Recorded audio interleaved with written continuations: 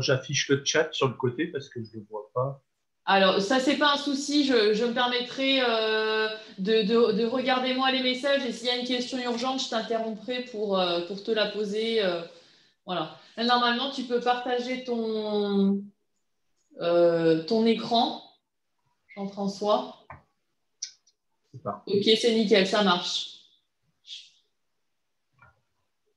À toi. Eh bien, bonjour à toutes et tous. Aujourd'hui, on va parler de MSL, donc les solutions pour la gestion des composants MSL. Quelqu'un a parlé? Micro qui s'est activé, mais je l'ai fermé. Voilà, je vérifie que les micros soient fermés, Jean-François. Excuse-moi. Ok. Une petite présentation rapide de qui je suis, puisque je suis un indépendant, un expert dans l'équipe CPELEC. J'ai créé mon activité en 2013 et d'être au service des entreprises pour l'amélioration de la performance, donc la performance un peu globale, avec 3 leviers d'action, de l'expertise en industrialisation, process d'assemblage électronique, donc tout ce qui touche de près ou de loin à la fabrication d'un équipement électronique, de la formation, de l'accompagnement. C'est un point sur lequel j'insiste beaucoup, cette notion d'accompagnement en même temps que la formation pour que les acquis soient bien intégrés et soient mis en application sur le poste de travail, et puis du management par le processus, management visuel, l'amélioration continue, un petit peu les outils Lean au sens large. On va commencer par un quiz. Alors, si je n'ai pas le chat sur le côté, ça risque d'être un peu compliqué. Qu'est-ce que ça veut dire les lettres MSL? Dans les 5 propositions, quelle est la bonne définition? Personne qui a répondu 3. La réponse 3. Une autre personne qui a dit le 3 aussi. Donc la réponse 3 est la bonne réponse. Donc quand on parle de MSL, de niveau de sensibilité à l'humidité. Donc niveau de sensibilité à l'humidité des composants électroniques, évidemment. Et on va trouver aussi dans certains documents, en particulier la norme J-Standard 033, on parle de MSD, donc Moisture Sensitive Device, des composants sensibles à l'humidité. Donc on va parler un petit peu de MSL. Et avant d'envisager des solutions, on va rentrer dans le détail du sujet. Donc, alors, je ne suis pas un spécialiste du MSL, hein, ça fait partie des choses que j'ai eu à gérer et à mettre en œuvre. S'il y a des petites approximations, n'hésitez pas à m'en faire part. Donc, quand on parle de MSL, déjà la première chose, c'est que le périmètre du sujet, c'est la sensibilité des composants CMS quand on parle de process de refusion.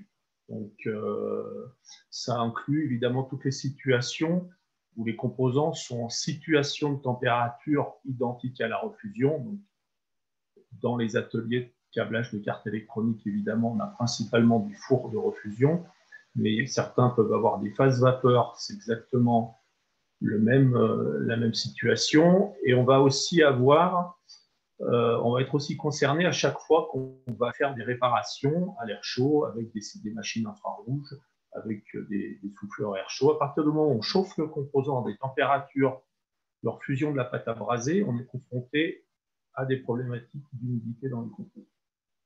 Si c'est du brasage manuel, a priori, on ne chauffe pas le corps du composant à des températures qui nous posent problème, donc le brasage manuel n'est pas concerné. C'est pas donc les principaux documents de référence, c'est pas les seuls, mais déjà si on utilise bien ceux dont je vais vous parler, je pense qu'il y a déjà matière à bien travailler sur le sujet des MSL. La J-Standard 020 qui parle de tout ce qui est conditions de refusion par rapport aux composants sensibles à l'humidité. Pour les composants montés en surface, en particulier, on verra tout à l'heure, on va trouver beaucoup de choses liées au profil thermique. et aux températures auxquelles on a le droit d'exposer les composants. Je l'ai mis en gras, la J-standard 033 qui décrit tout ce qui est manipulation, le transport, le stockage, l'utilisation des composants sensibles à l'humidité. Et même si ce n'est pas a priori dans le champ de la norme, je mets systématiquement les PCB dans la problématique de gestion des MSL, puisque le PCB finalement est un composant, on va dire, un petit peu particulier, mais c'est quand même un composant de la carte. Et comme il a une sensibilité à l'humidité, je l'intègre dans la problématique et on va trouver des choses dans l'IPC 1601 en particulier pour le stockage et puis il y a des informations sur l'étuvage des PCB.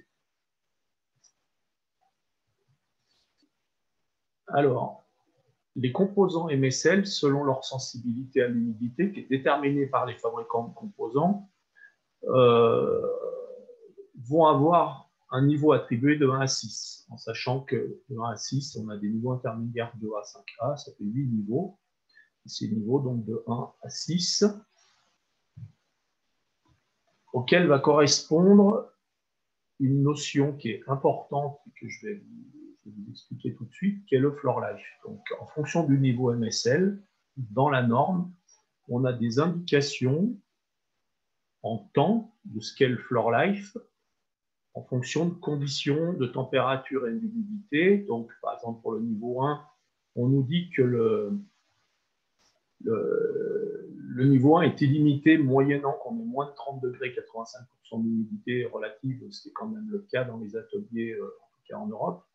Et pour les autres niveaux, moins de 30 degrés, 60% d'humidité relative. Le niveau 6, c'est un niveau un peu particulier que je développerai tout à l'heure, sur lequel il faut être extrêmement prudent. Alors, le floor life, c'est quoi? Un petit quiz. Mélissa, je te laisserai me dire les réponses, puisque je ne vois toujours pas le chat, s'il te plaît. Du coup, oui, utilisez bien le petit chat pour converser. Donc, pour ceux pour qui n'apparaît peut-être pas sur l'écran, il faut cliquer sur les 3 petits points plus. Et là, vous avez un onglet qui s'appelle chat. Ou sinon, pour le faire apparaître, vous pouvez faire Alt H, la lettre H. Ah, c'est bon, du coup, je l'ai récupéré.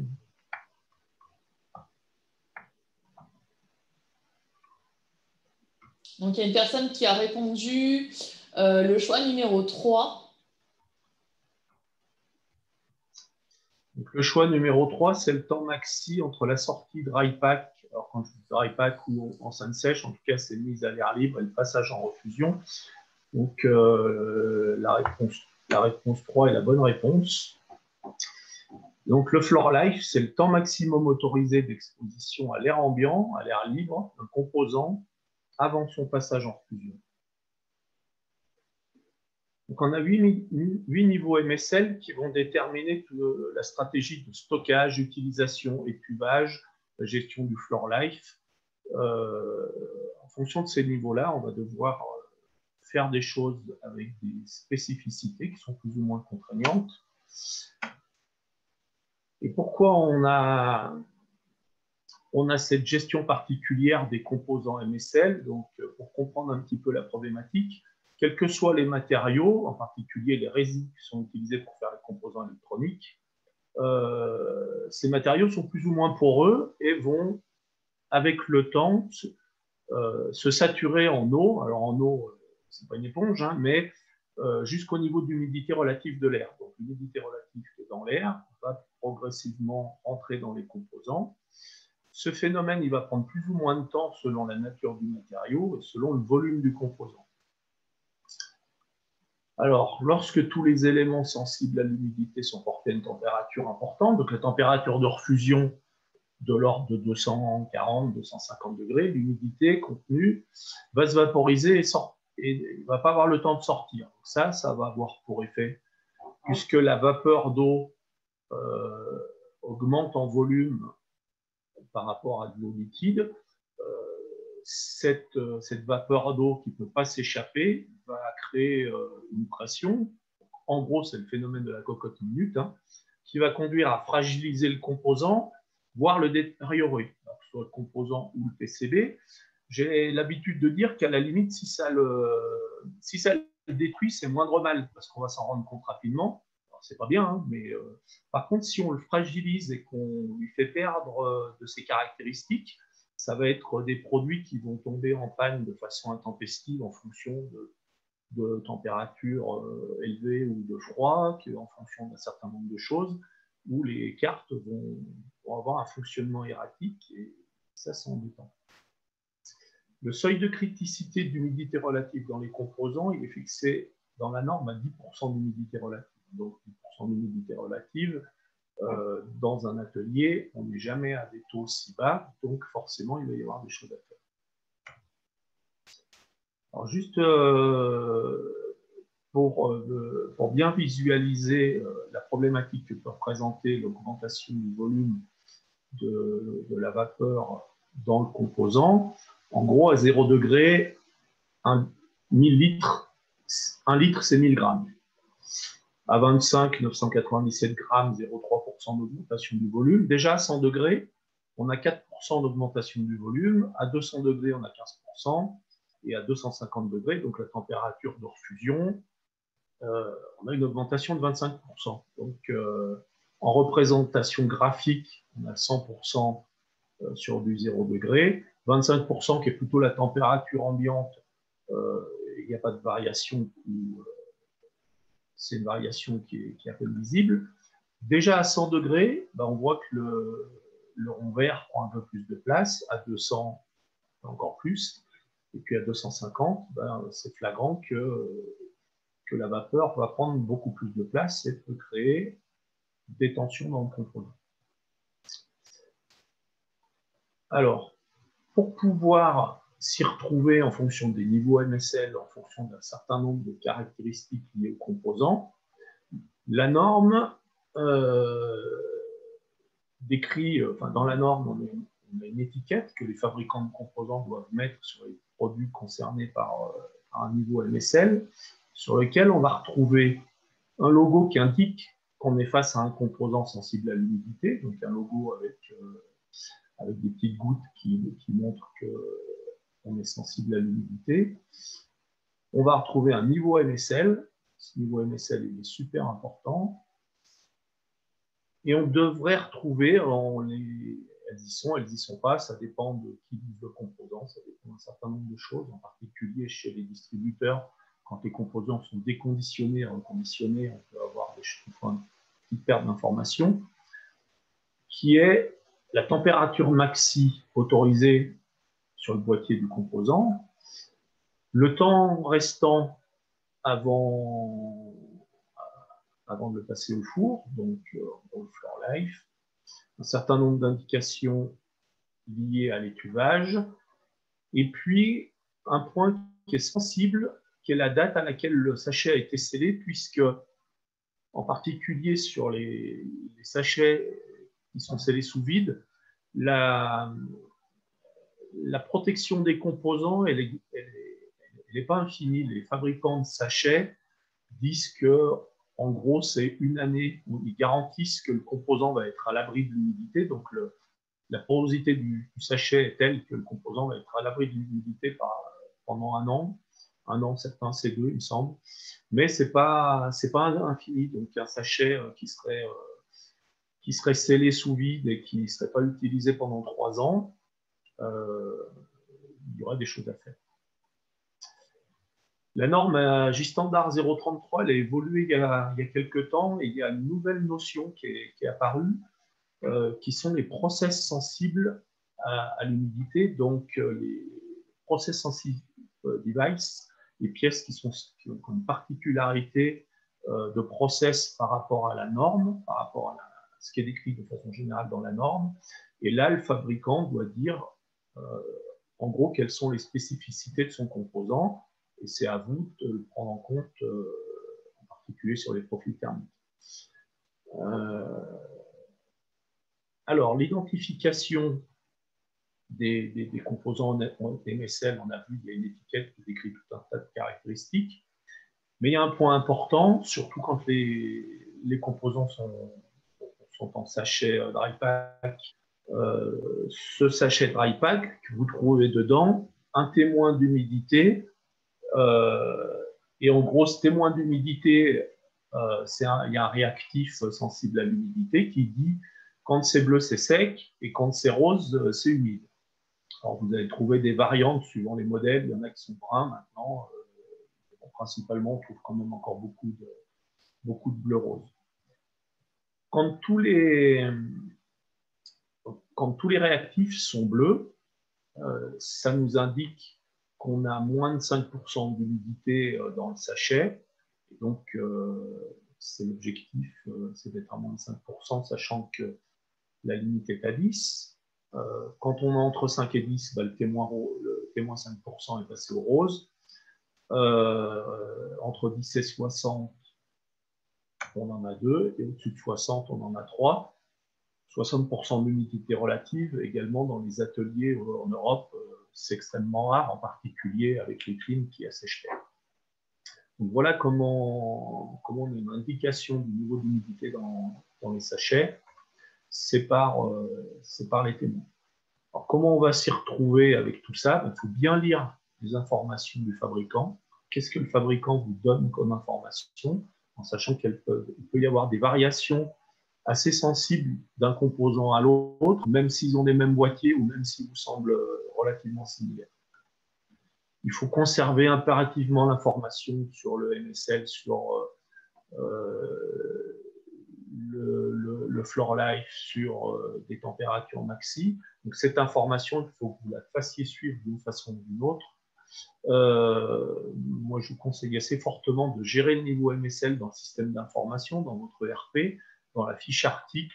C'est intéressant d'avoir un champ dans lequel le niveau MSL est indiqué et que ce niveau MSL, après, on va pouvoir le capitaliser pour l'indiquer sur des listes à servir, pour gérer éventuellement du floor life en automatique. Et puis, évidemment, il faut s'appuyer sur les normes, en particulier J-Standard 020 et 030.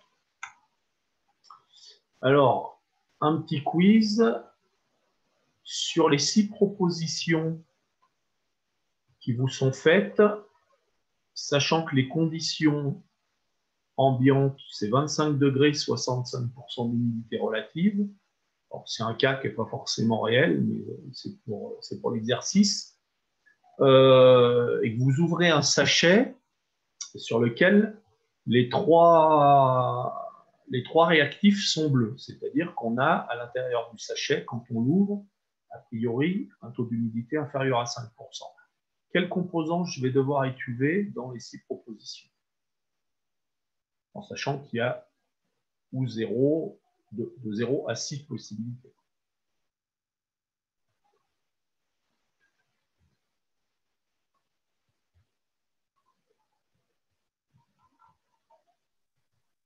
Monsieur Berger qui me dit tout sauf le MSL 1. Et monsieur Éric G qui dit le 6.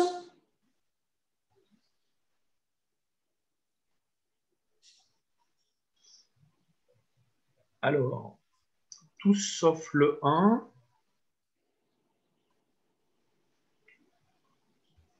Et le 6. Alors, les bonnes réponses. Le 1 n'est pas concerné, puisque dans le tableau que je vous ai présenté tout à l'heure, le 1 n'est pas concerné jusqu'à 30 degrés, 85% d'humidité relative. Donc, comme on a moins de 30 degrés, moins de 85% d'humidité relative, le 1, il n'est pas concerné, donc je ne vais pas l'étudier. De 1 à 5, aucun, puisque on me dit qu'il faut étuver si 10% n'est pas bleu et si 5% est rose. Donc, comme tout est bleu, j'étuve pas. Le niveau 6, c'est un cas particulier qui n'est pas sur l'indicateur d'humidité. Tout à l'heure, je vous ai dit le niveau 6, il est à prendre avec beaucoup de précautions. Le niveau 6, vous ne trouverez pas dans la norme les règles à appliquer. vous allez trouver, il faut voir la documentation du composant au cas par cas. Donc le niveau 6 c'est toujours une exception et ça sera au cas par cas. Alors, des niveaux 6, il y en a très peu. Moi, en pas mal d'années d'activité, j'en ai rencontré un dans la vraie vie. Un sur lequel ça ne s'est pas bien passé la première fois d'ailleurs. Alors, deuxième cas, là, c'est tout rose. C'est tout rose. Alors, je vous ai changé un tout petit peu les composants puisqu'il n'y a plus de MSL1 et il n'y a plus de MSL6, puisque c'est quand même un peu des exceptions.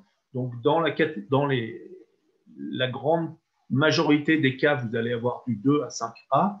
Donc, dans les 6 propositions, sachant que les 5 témoins ont viro rose, lesquels je vais devoir étuver ou non.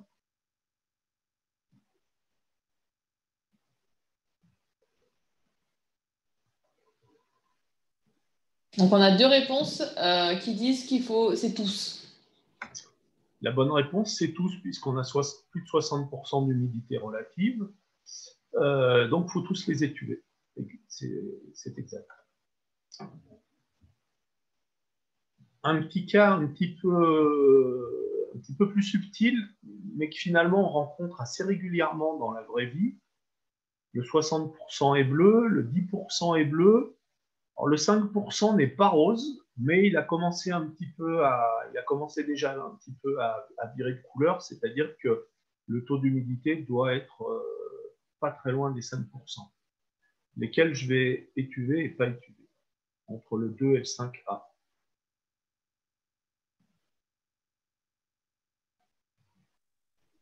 Donc là, il a une réponse qui dit aucun.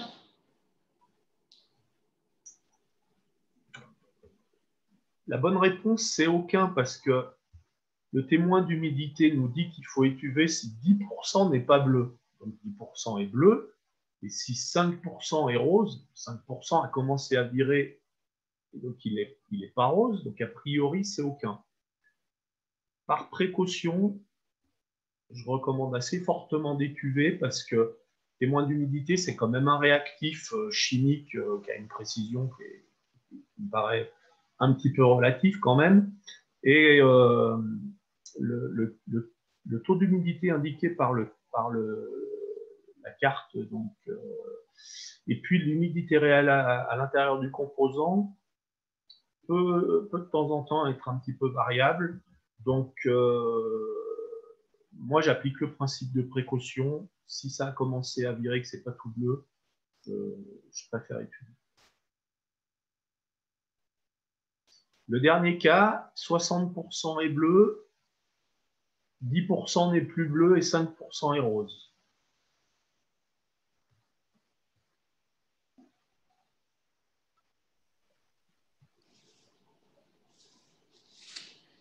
Et là, du coup, on a une réponse de 2 à 6.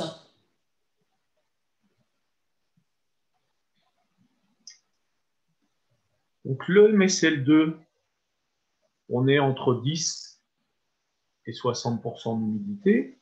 Donc on nous dit d'étuver le 2 si 60% n'est pas bleu. Donc 60% est bleu, le MSL2, a priori, je ne l'étuve pas.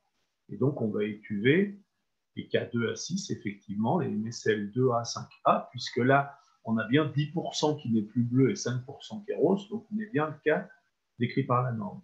Encore une fois, le MSL2, bon, même si on dit que ce n'est pas nécessaire d'étuver, à voir sur le principe de précaution. Alors, en ce qui concerne la réception et le stockage des composants, on va essayer de garder les sachets fermés autant que possible. Tant que le sachet est scellé et que le composant est à l'abri de l'humidité, ben on n'a pas à gérer le floor life. Si on ouvre un sachet, donc on le coupe. Alors, évidemment, un sachet sur lequel on aurait replié, fait 3 tours et mis du scotch, il n'est pas à l'abri de l'humidité. Hein. L'humidité va rentrer dedans.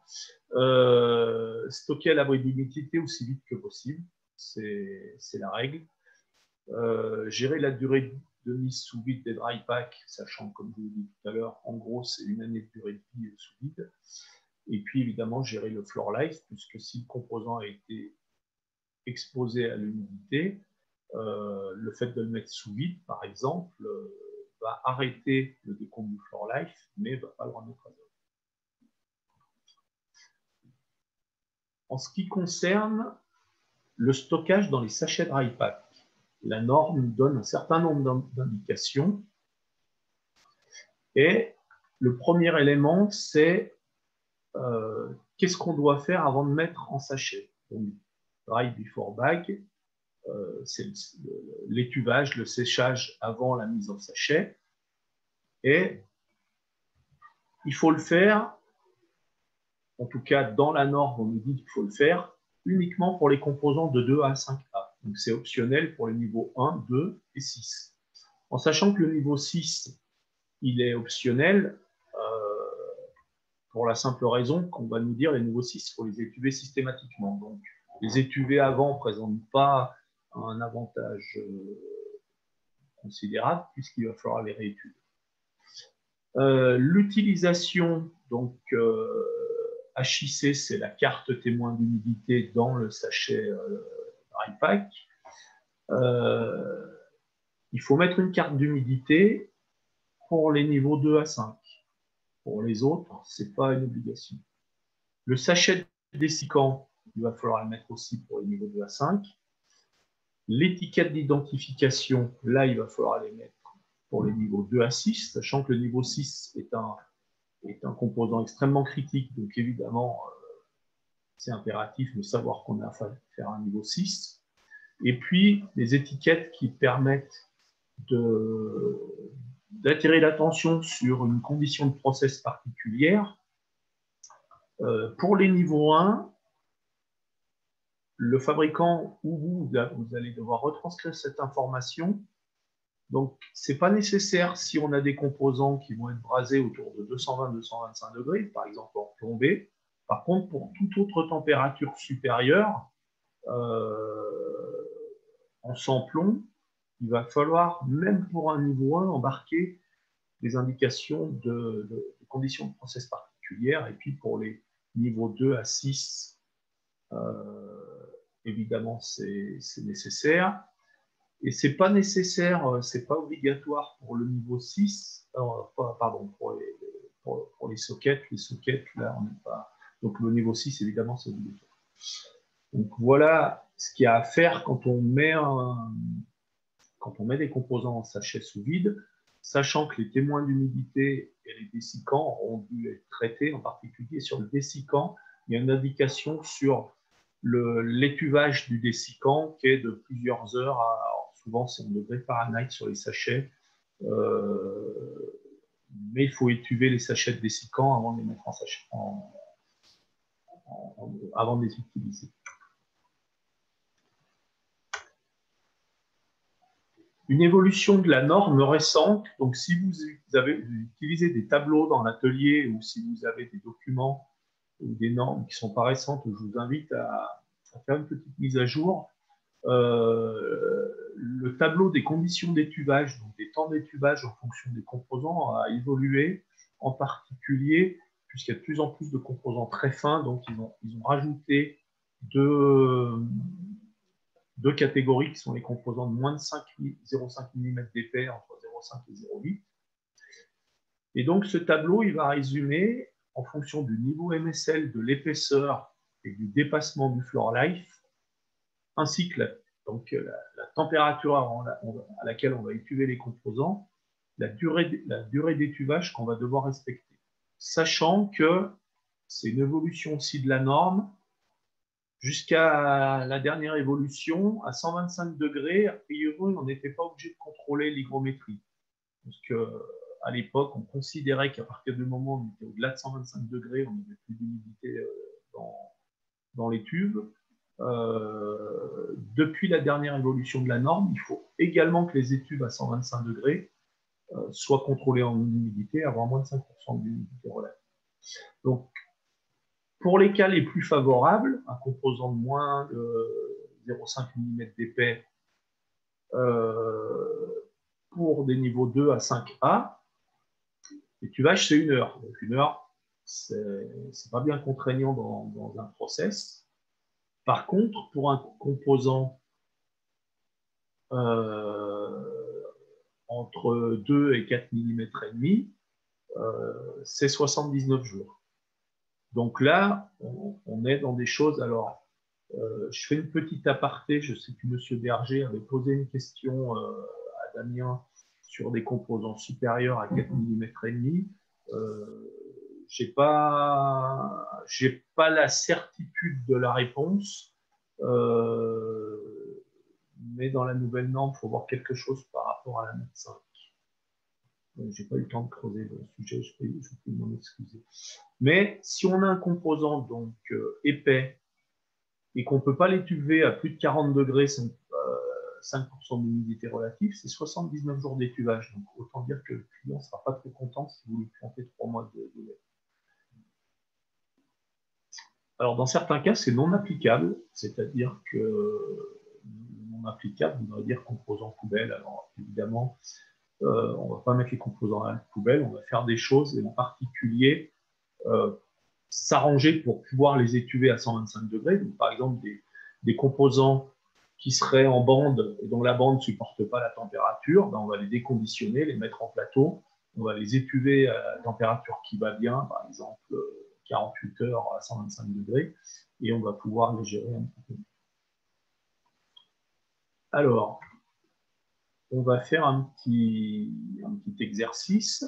Je vous propose une première hypothèse donc avec un composant sans plomb qui fait 1,8 mm d'épaisse, un MSL3, le floor life est dépassé de 80 heures. A priori, le plateau supporte 150 degrés, donc on va pouvoir étuver les composants à 125 degrés. Quelle serait la durée d'étuvage pour ce composant-là? La durée d'étuvage minimum.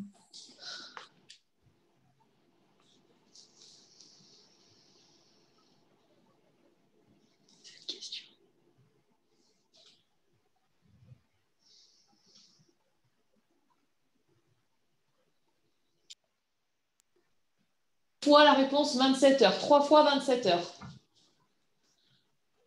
OK.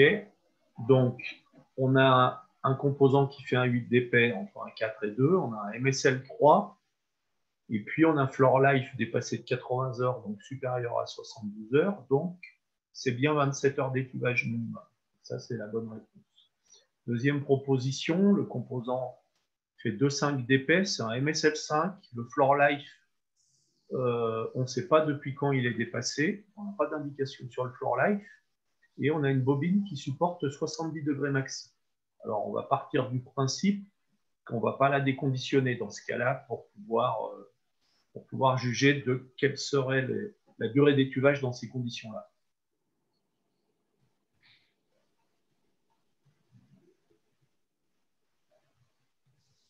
On a une réponse de 79 jours, 2 fois. 2 fois 79 jours. Donc, et Electronic qui répond idem. J'ai un composant qui fait 2,5, donc plus de 2 mm. C'est un MSL5. Je ne peux pas étuver à plus. Donc, la bobine supporte 70 degrés, donc je vais prendre la colonne 40 degrés. Et donc, on est bien dans le cas le plus défavorable de 79 jours. Ça, c'est juste. Troisième proposition, un BGA de 30 par 30 mm. Il fait 2,5 d'épaisse, un MSL3, le floor life est dépassé de 100 heures, et il est en plateau, donc je vais pouvoir l'étuver à 125 degrés. Quelle durée d'étuvage minimum je vais devoir appliquer?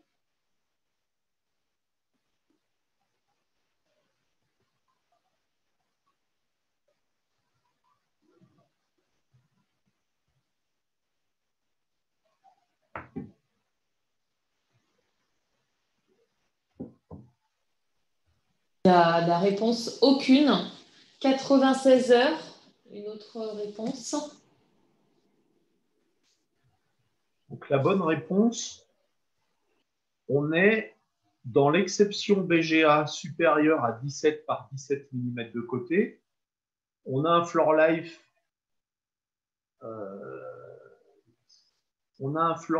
qui est de 100 heures, donc plus de 72 heures. Donc, je dois étuver mon BGA 96 heures. Vous voyez, 96 heures, déjà, en termes d'organisation dans le process, si on s'y prend au dernier moment, c'est 4 jours de planter sur le planning. Donc, des fois, 4 jours, c'est le cycle de production. On continue l'exercice avec toujours un BGA 3030, 2,5 dp, MSL3. Le floor life est dépassé cette fois que de 50 heures et la bobine supporte 70 degrés.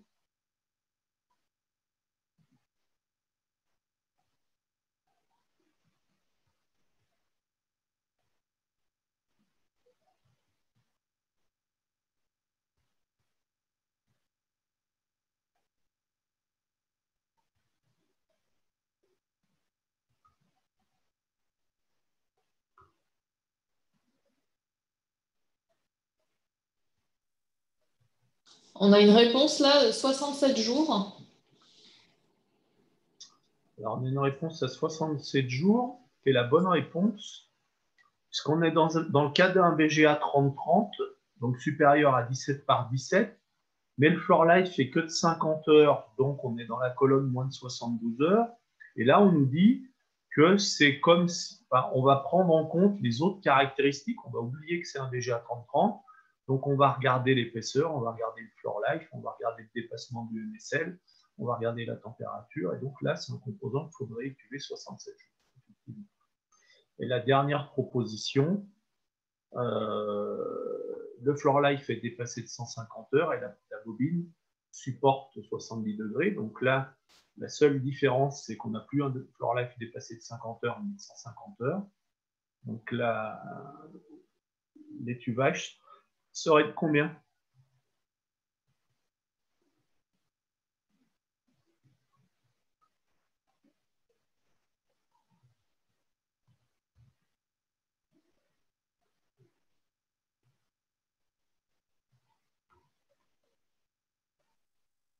Je pense que c'est non applicable. Donc effectivement, c'est non applicable. Alors le non applicable, on va faire ce que je vous ai indiqué tout à l'heure, hein, c'est qu'on va déconditionner les composants dans la mesure du possible, et puis on va du coup les traiter à une température supérieure, et donc une température supérieure, par exemple, si je peux me permettre de du coup les étuver à 125 degrés parce que c'était le conditionnement qui limitait ça, je vais passer dans le cas des 96 heures. On est toujours dans quelque chose dont le MSL6 n'est pas concerné, puisque le MSL6, chaque fabricant va donner une spécificité de traitement. Alors, comme je vous l'ai indiqué tout à l'heure, dans tous les cas, les étuves peuvent être ventilées et contrôlées en humidité. Aujourd'hui, c'est une obligation si on veut respecter la norme, ventilation et contrôle de l'humidité. Je vais passer un peu là-dessus parce que ça ne présente pas beaucoup d'intérêt, si ce n'est vous encourager à remettre les composants aussi souvent que possible en enceinte sèche, en particulier le soir ou le week-end, pour éviter d'avoir à consommer le floor life. Comme ma présentation est un peu longue et je voudrais pouvoir aller au bout dans le temps imparti, je vais un peu avancer.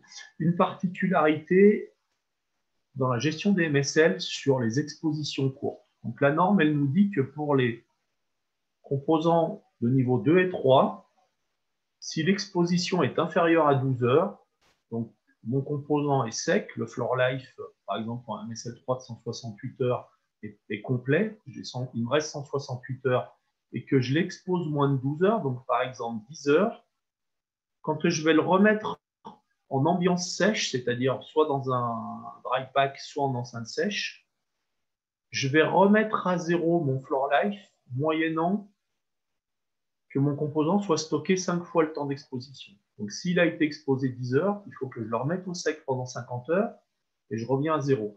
Ça, c'est intéressant parce que dans toutes les autres conditions, le floor life s'arrête mais n'est pas remis à zéro. Et donc là, si j'ai un reset, je peux considérer que mon floor life à chaque fois est complet. Alors, c'est vrai à partir du moment où le composant est dans une ambiance inférieure à 10% d'humidité relative. Sinon, c'est pas vrai. pour les composants de niveau 4 à 5A, c'est le même principe, si ce n'est que ce n'est pas 12 heures, mais 8 heures, et ce n'est pas x5, mais x10. Donc, un composant qui aurait été exposé 5 heures, c'est 50 heures. Si un composant qui a été exposé 8 heures, c'est 80 heures. Et c'est plus 5% d'humidité relative, 10% d'humidité relative, mais c'est 5%. Donc, en enceinte sèche, par exemple, si on a 2-3% d'humidité relative, je peux, si je sais bien le gérer, considérer que mon floor life est remis à 0. Alors, la méthode de décompte du floor life, il n'y a pas vraiment de miracle. Soit vous avez un système automatique, vous scannez une étiquette, ça met en route le compte à rebours, et quand vous rentrez le composant, ça l'arrête, et ça vous indique le floor life restant, et ça vous alerte si le floor life, le floor life restant est faible ou dépassé. Et puis après, ce que font beaucoup, après il n'y a pas trop de miracle, hein, avec une étiquette horodateur, ou tout autre moyen qui permet de connaître le floor life restant. Alors, par exemple, hein, date de sortie, jour, heure, date entrée, on décompte les heures écoulées, on met le floor life restant, et puis quand on a dépassé le floor life, on étuve. Là, c'est par exemple 48 heures, 125 degrés, on récupère nos 168 heures, et c'est reparti pour un tour. On ne peut pas parler de MSL sans parler de process en particulier, toutes les conditions liées à la température. Donc, dans la norme, dans la J standard 020, on a un certain nombre de choses qui nous sont indiquées par rapport au profil thermique. Et la première indication, c'est la température de pic maxi, donc la température maximum à laquelle je vais pouvoir exposer mon composant. Donc, il y a une table spéciale que je vais vous montrer sur le slide d'après. Une autre caractéristique qui est importante et qui est souvent négligée ou pas connue, qui est le temps entre la température de pic moins 5 degrés. Donc, si par exemple vous avez un pic à 245 degrés, on va regarder le temps pendant lequel le composant est exposé à plus de 240, et c'est ce qu'on appelle la zone critique. Dans la norme, on nous dit que en sans plomb, c'est 40 secondes maximum. On va se soucier des pentes, donc le nombre de degrés par seconde à la chauffe et au refroidissement. Et donc là, on nous dit que, par exemple, entre le préchauffage et le pic de refusion, on va s'autoriser 3 degrés max, et sur le refroidissement, 6 degrés max. Alors, au-delà de 6 degrés par seconde, attention, parce qu'on crée des contraintes sur la structure des matériaux qui peuvent créer des problèmes, sachant que d'un point de vue métallurgique, plus on refroidit vite, plus on a une structure cristalline fine, et donc, a priori, je ne suis pas métallurgiste, hein, donc c'est ce qu'on m'a expliqué, on a une qualité de structure métallurgique des brasures qui sont un petit peu plus solides et un peu plus homogènes. Et puis, un quatrième critère qui est le temps au-dessus du liquidus. Donc, le liquidus, c'est la phase à laquelle un solide devient liquide. Donc, la pâte à braser, l'alliage passe du solide au liquide. Donc, par exemple, sur un sac 305, sur un sans-plomb, allez, on va dire 217 degrés, c'est ce qui est marqué dans la norme. Et donc, tout le temps pendant lequel l'alliage est liquide, on nous dit qu'il ne va pas falloir dépasser 150 degrés, par exemple. Et puis, le temps de cycle total entre le moment où la carte commence à être traitée au niveau du profil thermique et le moment où j'ai le pic de refusion, on nous dit là, par exemple, que c'est 8 minutes maximum. Donc, toutes ces conditions-là, ça crée des contraintes par rapport à la réalisation du profil thermique. Et dans les choses importantes, c'est ce qui est lié à la température maximum à laquelle le composant va pouvoir être exposé. Alors, pour les températures d'étuvage, on a pris en compte, enfin, la norme nous dit qu'il faut prendre en compte le niveau MSL et l'épaisseur du composant. Pour la température maximum auquel le boîtier va pouvoir être soumis, on a quelque chose qui est plutôt lié à l'épaisseur et au volume du composant. Donc, le premier cas, petit exercice, j'ai toujours mon LGA litre free, il fait 2 mm d'épais, il a un volume de 120 mm3. Donc, quelle est la température maximum que je vais pouvoir m'autoriser sur le boîtier?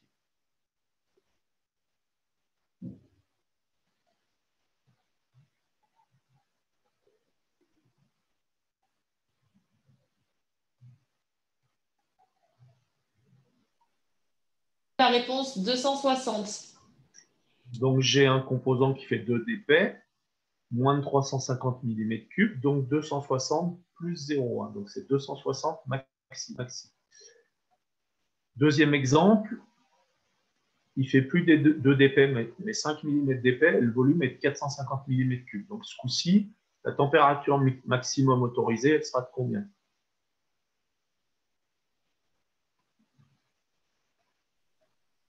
« 245.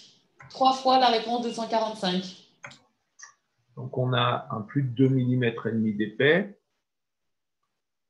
Ma flèche n'est pas dans le bon sens. Donc, c'est bien 245 maxi. Donc, pour ceux qui ont l'habitude de faire des profils thermiques, vous voyez quand même qu'entre 245 et 260, il y a un écart qui est quand même super important. Donc, la réalisation d'un profil thermique pour des composants dont la température maxi, alors dans tous les cas, c'est la température maxi pour les coups plus contraignants, c'est 245 degrés. 260, c'est confortable de faire un profil thermique en sans plomb. 245, ça demande déjà un petit peu de travail. Et surtout, on ne peut pas avoir un profil qui soit vraiment standard pour toutes les cartes. Donc, attention à tout ce qui pourrait être lié à un composant sensible au process qui dérogerait ou qui compléterait ces informations. En ce qui concerne les PCB, je ne m'étends pas trop dessus. En gros, la norme, elle dit qu'il faut étuver les PCB 105, 125, 4 à 6 heures. Dans une ancienne vie professionnelle, quand je fabriquais des cartes électroniques, j'avais choisi 110 degrés 4 heures de façon standard. J'ai jamais eu de mauvaise surprise, donc ça fonctionnait plutôt bien. Je ne développe pas non plus, mais vous irez sur la norme, et il y a quand même tout un tas de choses qui sont liées aux finitions des PCB, et j'attire votre attention particulièrement sur les PCB avec des finitions en étain chimique, sachant que l'étain chimique diminue en épaisseur naturellement avec le temps, et que toute augmentation de température accélère le phénomène. Si on n'a plus assez d'étain sur un PCB, la surface devient non brasable, donc ça devient un petit peu compliqué. Pour certains PCB, il va falloir appliquer des règles spécifiques. Pour les matériaux hygrophiles, on va plutôt parler des familles de polyimides et tous les circuits haute fréquence, donc avec des matériaux spéciaux. J'en ai pas fait la liste, hein, c'est pas l'objet de cette présentation-là. Sachant que la reprise d'humidité est plus rapide que pour un FR4 classique, et que c'est des reprises d'humidité qui peuvent être jusqu'à de l'ordre de 24 heures. Donc, c'est super contraignant en process. Donc, pensez bien quand vous traitez ça dans les process, si vous avez des matériaux un peu spécifiques, de bien vous rapprocher de vos fabricants de PCB pour voir ce qui est préconisé en fonction des matériaux utilisés. Mais c'est pour ça que certains, par exemple, attribuent un niveau MSL 5A au PCB. Donc 5A, c'est 24 heures de floor life. Dans les risques, dans la gestion des MSL, si vous faites un étuvage trop court ou pas assez chaud, on va avoir une extraction insuffisante de l'humidité, donc risque de délaminage ou du composant ou du PCB, un effet popcorn, du dégazage.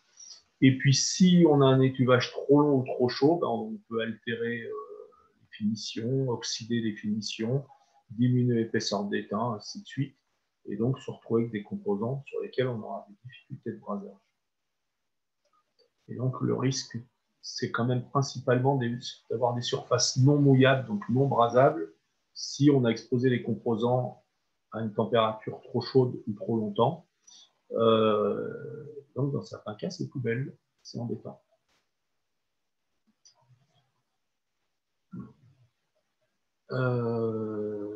J'ai oublié d'enlever ça. Quand on parle de MSL, il faut avoir à l'esprit que dans un cas particulier, il faut avoir une attention importante sur le risque ESD et en particulier dans tous les endroits où l'humidité relative est faible. Et donc, a priori, quand on ouvre un sachet, le volume d'air est très faible. En plus, comme c'est sous vide, bon, ça va se remplir d'air. À l'humidité ambiante, on peut considérer que le risque n'est pas plus important que si on manipulait un composant qui était déjà ouvert depuis un certain temps. Par contre, à chaque fois qu'on va dans une enceinte sèche et qu'on prend un composant dans l'enceinte sèche, il y a beaucoup d'enceintes sèches aujourd'hui qui ont des taux d'humidité entre 1 et 3%. Donc là, on n'a quasiment pas d'humidité, donc on a un risque majeur de décharge électrostatique. Il y a un petit tableau qui a été fait par notre ami Pascal Lasse. Par exemple, pour des humidités relatives entre 10 et 20%, si on frotte une pochette plastique et qu'on n'a pas de protection contre les ESD particulières, on peut avoir des tensions de l'ordre de 7000 volts au bout des doigts. S'il y avait de l'humidité dans l'air, alors 60 à 90% dans nos ateliers, ça n'arrive jamais, hein, mais si on s'en tient par exemple entre 5 et 7000 volts, vous voyez que dans le tableau d'à côté, il y a tout un tas de composants déjà qui ne supportent pas, il n'y en a aucun qui supporte 7000 volts, mais pour certains composants, on parle de dizaines, voire de centaines de volts, mais guère plus. Donc, c'est détérioration du composant, risque de détérioration très très fort, sachant qu'il y a certains composants, on n'a pas besoin de les toucher pour les détruire. Le champ électrique qu'on génère peut être suffisant pour détruire les composants. Donc, quand on va en enceinte sèche, c'est chaussures, talonnettes, blouses, voire bracelets obligatoires. Dans les risques, c'est la mise en dry pack sans étuvage préalable, parce que moi, je pense, je suis en train de faire cette expérience-là, je n'ai pas le résultat, que le sachet de dessicant ne va pas permettre d'extraire l'humidité. Quand on met en dry pack, au pire, on arrête. Dès qu'on dit Floor Life, on ne le remet pas à zéro, sauf si c'est une exposition courte. Donc, si on avait un composant qui était exposé depuis longtemps, je pense aussi que le témoin d'humidité risque de ne pas indiquer moins de 10% d'humidité relative. Et donc, si le composant n'est pas sec et qu'on a une erreur d'information parce qu'on a mal traité la chose, on risque de flinguer des composants en pensant bien faire. Dans les risques importants, qui est aussi assez mal pris en compte en général dans les ateliers, c'est le temps d'attente entre deux faces pour les circuits double refusion. Quand vous faites de la double refusion, votre PCB et vos composants pour un niveau MSL, vous allez les gérer. Et puis après, une fois que la première phase de refusion est faite, il y a des gens qui considèrent que c'est le même lot, donc la problématique est la même. Pas du tout. Si vous avez un composant qui a un MSL5, une fois qu'il est passé au four, il reprend l'humidité, il reprend l'humidité en 24 heures. Donc, si vous passez vos circuits 3 jours après, il y a un risque. Ça ne veut pas dire, c'est comme le yaourt dont la date de péremption est dépassée depuis 3 jours, c'est pas pour ça qu'on va être malade. Donc là, c'est pas parce que c'est dépassé que vous allez obligatoirement avoir des circuits défectueux. Par contre, le risque existe, et si il s'avère qu'il y a des composants détériorés et que votre client gratte un petit peu dans votre process, vous risquez d'avoir du mal à le justifier. Donc, idéalement, on met les cartes en attente de deuxième phase en enceinte sèche. Et puis, on limite au maximum le temps entre deux refus. Cas particulier des MSL6, c'est un cas réel auquel j'ai traité avec un de mes clients qui avait plein de LED qui ne marchaient pas. Donc, sur le sachet de la LED, c'est bien marqué MSL6. Et le MSL6, on nous dit qu'il faut étuver avant l'utilisation et qu'après utilisation, en fait, on ne nous indique pas de Floor Life, on nous dit qu'il faut regarder ce qui est indiqué sur l'étiquette ou en tout cas ce qui est spécifié par le fabricant. Donc, refusion dans la limite du temps spécifié. Et là, donc, l'extrait de la dope de ce composant-là. Le fabricant, il nous dit qu'il faut braser la carte aussi vite que possible, donc ça ne veut pas dire grand-chose, mais il nous donne une autre indication à un autre endroit que la LED devrait être soudée dans un délai d'1 heure après l'ouverture du paquet. Et donc, délai d'1 heure, Jimmy, vous avez bien lu, le Floor Life, il est d'1 heure. Donc, moi, je ne connais pas grand monde aujourd'hui qui sait bien gérer, en particulier si vous avez un lot de taille importante, de pouvoir sortir le composant, régler la machine, assembler les cartes et passer au four dans le délai d'1 heure. On parle bien de la dernière carte. Hein, donc, c'est un petit peu la cata, ce genre de situation. Et puis, le tableau qu'on a vu tout à l'heure, avec des températures de pic, des pentes, des temps dans une limite de 5 degrés par rapport au pic, pour ce composant-là, c'est plus 245, c'est 240, donc c'est encore plus contraignant. Le temps de cycle, alors mon animation est un peu foireuse, donc je vais tout mettre. Le temps de cycle est de 6 minutes, et le temps entre 240, si par exemple j'ai un pic à 240 et moins 5 degrés, c'est-à-dire 235, c'est 10 secondes. Donc en termes de profil thermique, sachant que la température mini qu'on essaye d'avoir sur un profil sans plomb, c'est plutôt 235, et la fenêtre de tir, elle est vraiment très très faible. Un petit quiz. C'est quoi l'effet popcorn?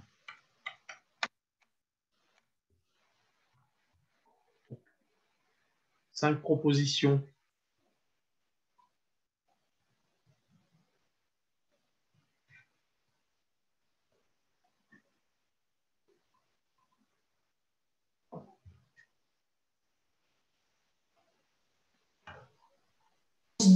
La réponse 2 et 5 et la réponse 2. 3 fois la réponse 2 et 1 fois la réponse 5. Donc la bonne réponse, c'est bien la réponse 2, c'est un phénomène de détérioration du composant, mais la réponse 5 est juste aussi, c'est un accident de process. Et puis le pop flash, c'est pour les années-ci.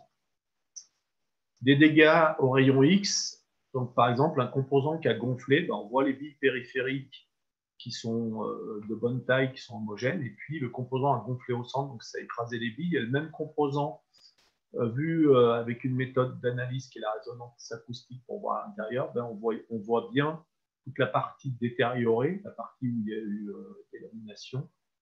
Et donc ça, évidemment, c'est des cartes qui ne fonctionnent pas. C'est des images qui ont une petite quinzaine d'années, de cartes que mon atelier avait foiré. Donc, j'en suis pas fier. Voilà ce qu'on voit aussi sur des PCB, c'est-à-dire que si on chauffe trop, qu'il y a de l'humidité dans le PCB, on peut détériorer les fibres, et donc on va avoir des petites cloques comme ça. Attention, maintenant il y a de plus en plus de cartes avec des trous borgnes, des trous enterrés, et donc du coup on peut créer un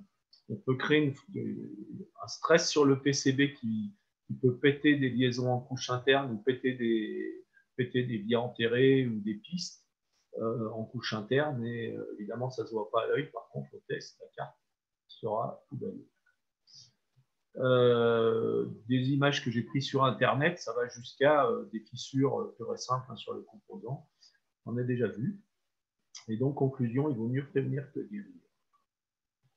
Les moyens de protection, le mieux c'est l'enceinte sèche. Moi c'est celle que je préfère parce que c'est confortable, le temps s'arrête. Il y a aussi des solutions avec des gaz neutres, par exemple des gaz inertes, par exemple de l'azote. Il y a des armoires sous azote, c'est pas mal aussi. Les dry packs plus témoins d'humidité plus dessicants avec du vide. Et il existe aussi des solutions témoins d'humidité, dessicants et gaz neutre. Donc vous recevez des fois des sachets qui ne sont pas sous vide et même qui peuvent paraître un peu gonflés. C'est pas que c'est mal traité, c'est que celui qui vous a livré le composant a injecté un gaz neutre dedans pour qu'il n'y ait pas d'humidité. Et c'est particulièrement intéressant pour ne pas écraser les bobines. Attention à la durée de protection des dry packs, qui est souvent limitée à 1 an. Alors, dans les solutions pour se protéger, la première, c'est étuvage enceinte sèche. Étuvage, si possible, à 125 degrés. Et il est conseillé d'étuver en cas de doute. Moi, je vous conseille aussi d'avoir une étuve réglée à 125 degrés pour les composants et une à 110 pour les PCB pour pouvoir traiter les composants et les PCB de façon distincte sans avoir à jongler, à passer de l'un à l'autre. Et dans les solutions CPELEC, par exemple, CPELEC va pouvoir vous proposer dans la gamme Eco les Sahara Dry. Donc, je parle que des Sahara Dry parce que il y a un contrôle de l'humidité à 5% qui répond aujourd'hui à la nouvelle norme, qui permet de monter à 125 degrés, avoir moins de 5% d'humidité relative. Et donc ça permet de traiter l'étuvage des composants dans de bonnes conditions. Donc attention au contrôle de l'hygrométrie, à 5% maintenant. La deuxième solution, c'est l'enceinte sèche. Donc l'enceinte sèche, elle présente l'avantage par rapport à la mise en sachet dry pack et le gain de temps. On sort son composant sans avoir à ouvrir le sachet, à gérer les dessicants, ainsi de suite. On peut stocker longtemps à température ambiante. On peut stocker les composants presque autant qu'on veut. Le coût de l'armoire sèche par rapport à la mise en sachet, le coût du sachet, le temps qu'on y passe, bon, ça se calcule. Et moi, je pense que l'enceinte sèche est quelque chose d'intéressant, sachant que l'un n'empêche pas l'autre. Hein. Attention aux ESD quand on parle d'enceinte sèche, risque majeur. Donc les enceintes sèches proposées par CPELEC. Alors, il y en a certaines qui chauffent à 40 degrés, qui vont permettre l'étuvage dans les conditions à 40 degrés, moins de 5% d'humidité relative. Et puis celles qui les non chauffantes, c'est pour du stockage uniquement, ou pour en exposition courte, ça fait aussi le job. Moi, je vous conseille quand même les enceintes sèches avec quelque chose qui trace l'humidité, qui vous met des alertes. Ça permet quand même de montrer que votre process est capable. Et puis la dernière solution, c'est les sachets dry pack. Donc, c'est facile d'utilisation. Hein. On prend un sachet, un témoin d'humidité, un dessicant, on met les composants dedans pour qu'ils aient été bien étuvés et on scelle. L'avantage du sachet dry pack, c'est qu'il fait aussi une protection du composant. Attention au risque si le sachet est mal scellé ou percé. Il va se remplir d'érangant et du coup, le composant sera plus protégé. C'est comme s'il n'était pas en sachet. Et donc, dans les solutions CPELEC, des dessicants, des témoins d'humidité, des sachets, des machines de mise sous vide qui vont permettre de traiter tout ça. Conclusion, la gestion des MSL, ce n'est pas si compliqué que ça, mais c'est contraignant. Donc, la gestion, elle est contraignante, il y a beaucoup de choses à prendre en compte, il y a beaucoup de choses en termes d'organisation à bien maîtriser, à bien tracer. Donc, les choses les plus simples fonctionnant le mieux, moi, je conseille en particulier sur l'étuvage de rationaliser les cas. C'est-à-dire que, par exemple, moi, j'avais décidé, même si certains puristes disent que ce n'est pas forcément top, de généraliser l'étuvage 48 heures 125 degrés, puisque c'était, hormis les BGA 96 heures, c'était quand même le cas qui couvrait le maximum de choses. S'il y a un doute, on ne prend pas de risque. On étuve, parce qu'on ne verra pas forcément les dégâts, mais par contre, là, je connais un cas où le litige est en centaines de milliers d'euros et il y a une suspicion à 50% que le composant était défectueux et que c'est un problème de fabrication du fabricant. Mais la gestion des MSL n'est pas top et c'est un peu du 50-50 et le litige, c'est plusieurs centaines de milliers d'euros. Donc, pour une PME, ça peut vite être grave. Les conséquences, elles se voient rarement, en tout cas, elles se voient trop tard en général. Alors, le MSL, la gestion des MSL, moi, ce que je vois, c'est que les gens qui gèrent bien les MSL, c'est des boîtes bien organisées. Et ceux qui ne savent pas gérer le MSL, c'est des boîtes pas toujours très bien organisé, donc ça peut être aussi un révélateur d'une organisation générale. Et il faut de la rigueur, de la rigueur, de la rigueur. Pas d'à peu près. Les principales difficultés, c'est quand même le décompte du floor life. Donc, si on n'a pas de système automatique, ça repose sur le fait que les gens qui manipulent les composants aient la rigueur de noter la date de sortie, la date d'entrée, décompter et d'avoir un enregistrement sans faille. L'étuvage des bobines qui ne tiennent pas 125 degrés, c'est un vrai problème. Et la fenêtre de process limitée en matière de pic de température pour les gros composants, et a fortiori les MSL6. Ce n'est pas quelque chose sur... Alors, il faut vraiment regarder ça de près parce que il y a de plus en plus de fabricants qui mettent des niveaux MSL visiblement un peu par précaution. C'est qu'on voit certains composants qui étaient en MSL 3, des choses qui ont l'impression d'être à peu près identiques, du coup, on les voit en 4. Et ça ne m'étonnerait pas que ce soit juste les fabricants qui disent, bon, pour ne pas prendre de risques, on leur met un niveau MSL élevé, l'utilisateur se débrouillera avec ça. Attention, alors nos amis fournisseurs ne seraient pas contents de dire ça, mais ce n'est pas grave, j'assume. Attention à ce qui vient de chez les cataloguistes et a fortiori les brokers. Alors, pas que les cataloguistes ne font pas bien leur travail, hein, c'est que ils ont des stocks de composants et après, quand on prend chez les cataloguistes, c'est en général des petites quantités. Et donc, il y a beaucoup de manipulation humaine, donc il y a un risque d'un mauvais traitement en amont. Donc, si on a le moindre doute, on les tue. Si vous avez des questions, je me ferai un plaisir de vous y répondre si je peux, et puis on peut échanger par rapport à ça. Déjà, j'espère que ça a été clair et que le déroulé était bien cohérent. Mélissa, tu nous redonnes la main?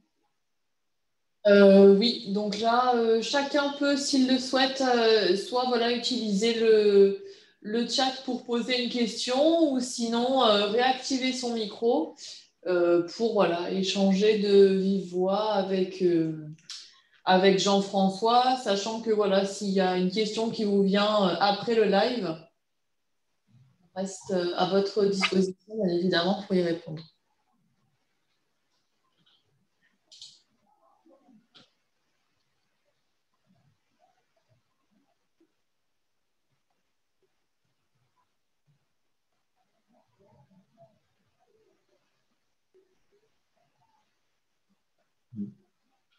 Pas de questions, on n'entend pas les questions. Alors, si on a une question, existe-t-il des logiciels de gestion MSL?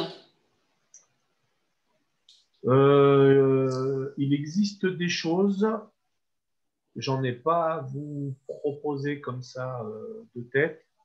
On voit beaucoup de choses aujourd'hui qui s'organisent autour des logiciels de chargement des machines CMS.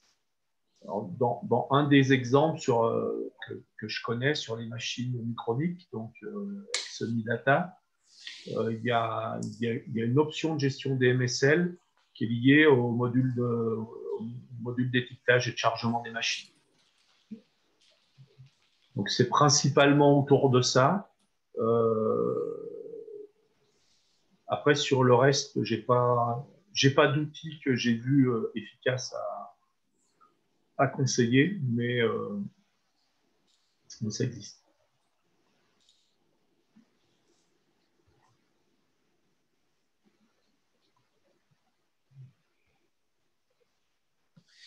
On a une autre question aussi pour Jean-François.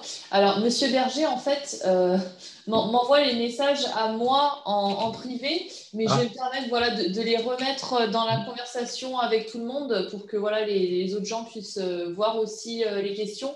Est-ce que toi, Jean-François, tu as accès au chat ou pas?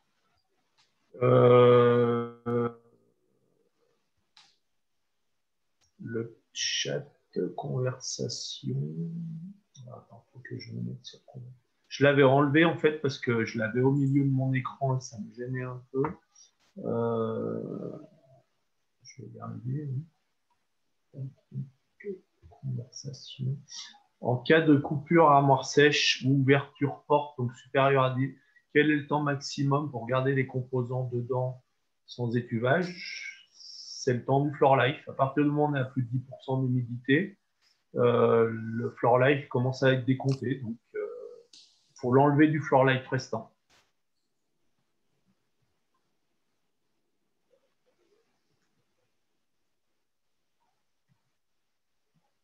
Dès que le composant est exposé à une humidité supérieure à 10%, il est plus protégé.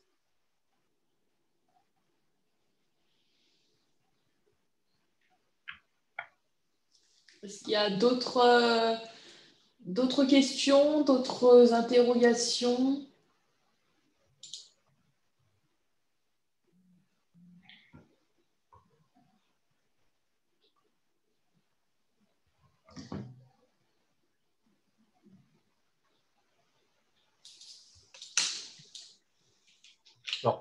Je te repasse la main, Mélissa, si… Oui, alors j'ai une dernière question. Alors j'ai Denis qui dit donc merci à CPLEC, bonne journée à tous. On a Alpetronic aussi qui est parti du live. Et j'ai encore une question du coup de Monsieur Berger qui demande du coup le HR Max pour les PCB dans une armoire.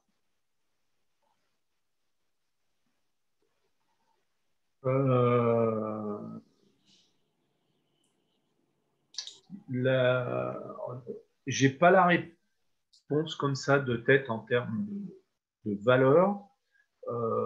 À partir du moment où on considère que le composant, on l'intègre dans la gestion des MSL, il va falloir le stocker à moins de 5% d'humidité relative.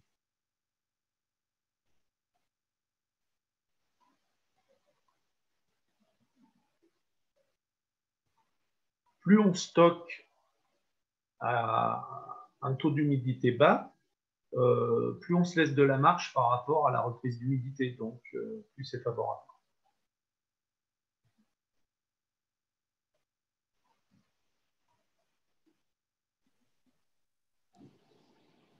Oui, alors j'ai des messages en privé et du coup donc il y a monsieur aussi Thermo qui nous dit merci et bonne journée à tous.